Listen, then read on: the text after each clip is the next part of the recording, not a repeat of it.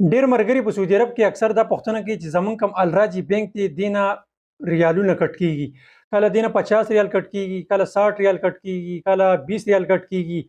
نو آیا د دې موږ ته څه طریقه وښایه چې دا موږ بند کړو؟ موږ څه ټرانزیکشن دینه نه کوو یا موږ څه آنلاین پرچیزینګ هم نه کوو، بیا هم زموږ اکاونټ نه دا روپۍ چې دي دا کټ کیږي. اوس په دغه موږ څنګه طریقې سره بندو؟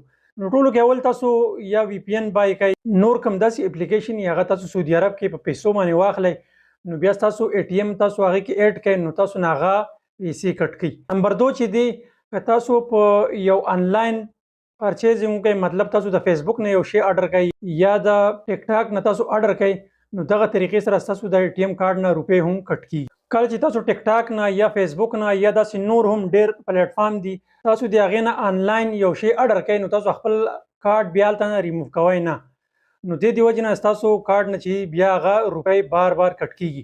نو اوس به ځم خپل د موبایل سکرین ته او تاسو ته به زه پریکټیکل طریقه ښیم چې تاسو به دغه آنلاین پرچیزینګ کې دا به خپل څنګه بندوئ چې بیا ستاسو د ای ټي ایم نه یا د بینک نه کوم ریالونه چې دي هغه نه کټ کیږي. خو دا ویډیو مکمل وګورئ او دا ویډیو که ستاسو خوښه شله دا خپلو ملګرو سره لازمي شیر کړئ، چونکې ډېرو کسانو سره په سعودي عرب کې دغه چل کیږي.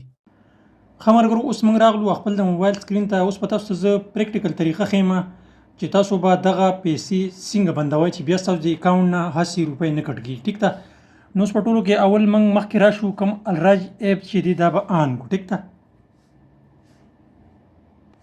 دا چې کله آن کړو نو دلته به خپل پاسورډ ورکړو، دلته به زموږ نمبر ته یو او ټي پي راشي، دا به موږ الاو کړو.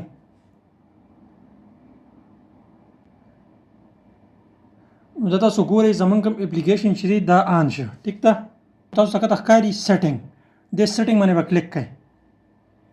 دې سیټینګ باندې تاسو کله کلیک کوئ نو دا تاسو ته ښکاري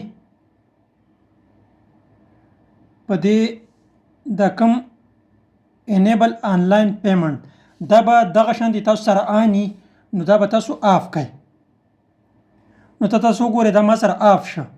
نو اوس په زما کوم بینک اکاونټ چې دی دینه به بالکل پیسې چې دي هغه به نه کټ کیږي. نو دغه تاسو چک کړئ چې تاسو سره آني، نو دا آف کړئ، ستاسو دا مسله چې دا به بالکل حل شي او بیا به ستاسو اکاونټ نه روپۍ نه کټ کیږي.